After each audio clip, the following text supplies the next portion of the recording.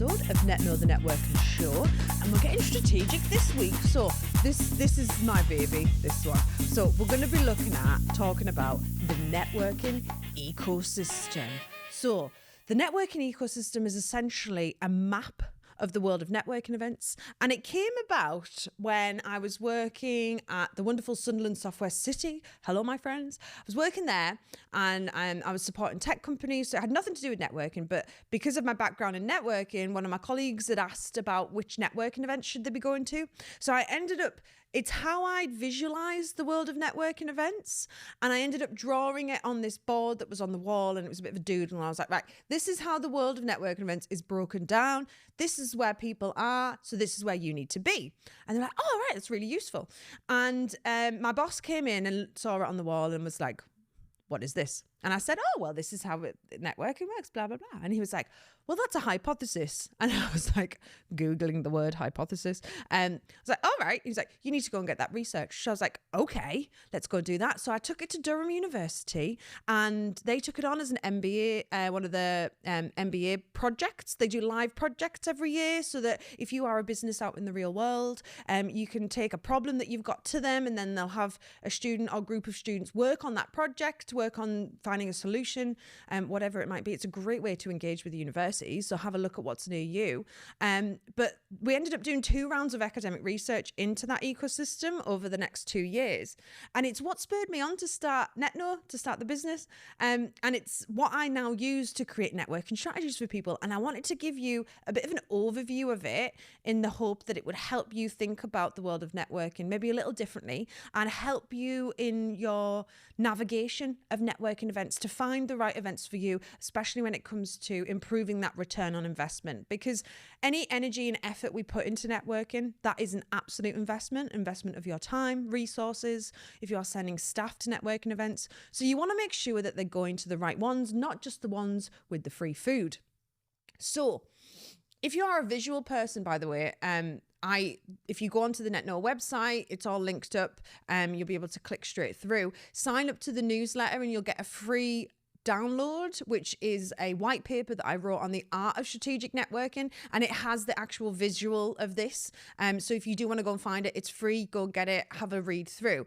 But essentially, the world of networking is broken down into 8 different zones. So think of 8 concentric circles that look a bit like a bullseye. But I must stress that the aim of the game is not to get into the center, okay? And you'll see why as we go through the zones. So starting on the outside, we've got zone number 1.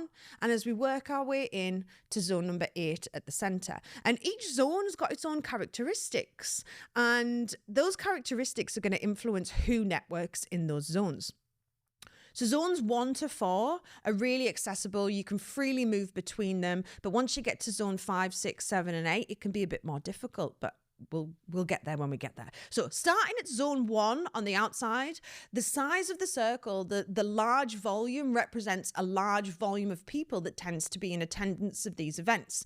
And the characteristic of this zone is that these are networking opportunities and events that are put on by non-networking organizations. So the purpose of these organizations isn't to facilitate networking, but they just happen to put on events that do. So think about annual conferences, think about exhibitions where you've got that large volume of people, or think about maybe a local law firm that puts on a networking event. So they're not a network, but they facilitate networking opportunities. Now, because of the nature, they haven't got the consistency of a networking organization. In zone 1, we tend to have initial interactions. So we'll meet people, but we don't tend to really nurture relationships in zone 1. We tend to do that elsewhere in the ecosystem, but it's a great place to go. Often the events in this zone are topic specific. So think about a law firm, they'll maybe put on a networking opportunity, and within that, there'll be a speaker sharing information on a certain topic. Or conferences, exhibitions, they tend to be very topic heavy specific. So it's a great zone to navigate and be strategic in, but it doesn't tend to be where we nurture relationships. So zone 1 should absolutely be in your strategy. Think about what kind of events happen in there. And we meet all kinds of different people. Once we move into zone 2, this is where we get into actual networking organizations. But zone 2, the characteristics of these networks are that they are networks. They are there to facilitate networking, but they are free to join and often free to attend. So free is fantastic. We like free. But the problem with free is that it tends to attract the startups, the small businesses, the one-man bands, which isn't a bad thing if that's your target market. However, think about what your price point is. If your price point is 10 grand plus, the likelihood is that a startup can't afford you just yet. So going to the free events, because they're free, there's no commitment, there's no financial commitment, it doesn't cost anything. We get a large volume of people, but if they're not the right people, then it's potentially not the right place for you to be networking. However, if your target market is startups, one-man bands, SMEs, then this zone, look for the free events with no commitment. That's going to be a great place for you to go networking. Moving into zone 3, we add on a layer of commitment, and this time it comes in the form of an annual membership fee. So once you add on that annual membership fee, it changes the people that are in the room. It changes the dynamics of the network. So these are networking organizations that you have to pay an annual fee to be part of. So by default, we're going to have businesses, one, that can afford that fee, so they can afford to reinvest in their networking activities, but also they're confident that they're going to be around for another year. So you tend to get more established businesses that are going to be present in this zone. So if your price point is a bit higher and a bit out of the reach of maybe startups, you're looking for small businesses, but that have been around for a bit of time, they can afford to reinvest in themselves and other products and services, then this could be a great place for you. So thinking about the networking event that you attend, not just the event itself, but the host of the event and whether or not that host, you have to join and pay a membership fee to be part of it, because that's going to change who's in the room.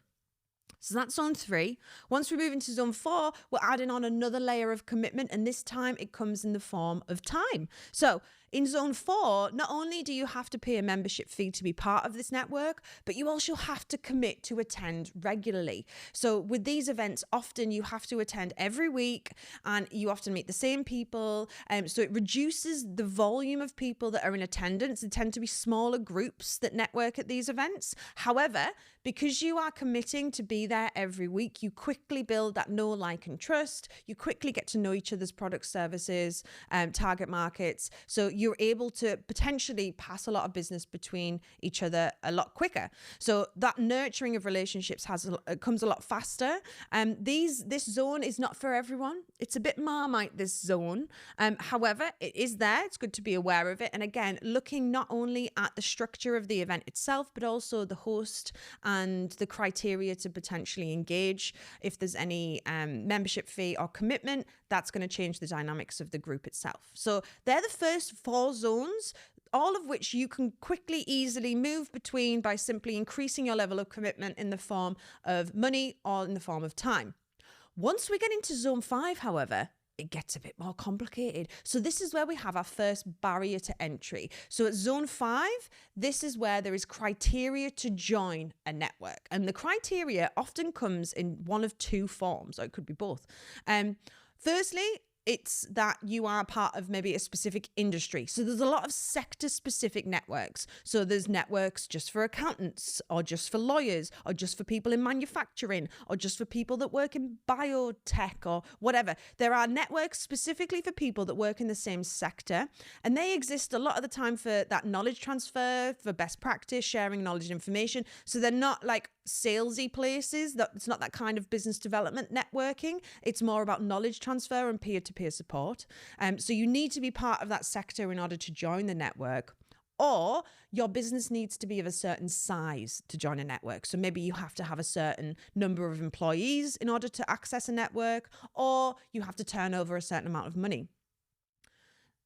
These criteria to join can create barriers, but it's also really fantastic for targeting and being really target specific with your activities. So if your target market is manufacturing, yet you are not a manufacturer, you can't necessarily join that network, but it doesn't mean you can't engage with that network. So you could add value to that network by being a speaker, which is something we've covered in a previous episode. Go and have a look. Or you can add value to them by creating some specific content just for them. You can do some advertising opportunities, maybe sponsor one of their award categories. So there are loads of ways to engage in building and nurturing relationships with the host of that network, the organizer. Great way to do so. So don't count yourself out. Even if you can't join, doesn't mean you can't engage. So that's zone 5. A lot of people jump over 5 and go straight into zone 6, and this is the fun zone. This is where the party's at. Zone 6. So this is our black tie dinners. This is our charity events, awards evenings.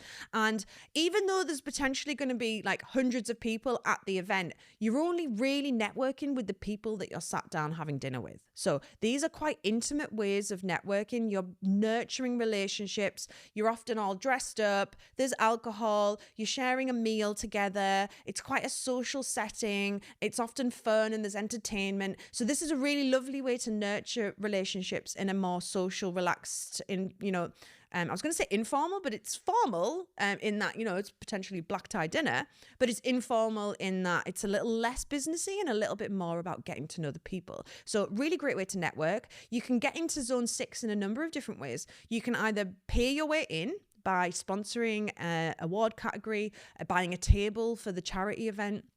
You can get invited to being a guest on someone else's table if they've sponsored an award, or get yourself nominated for an award is a great way to get access to these events. It's often a great thing to be seen at these events. That comes with a lot of kudos for you and your brand and your business as well. Or a nice cost-effective way of engaging in zone 6 is to partner up with one of your complementers, which if you've not seen that episode, go and have a look. It's fantastic.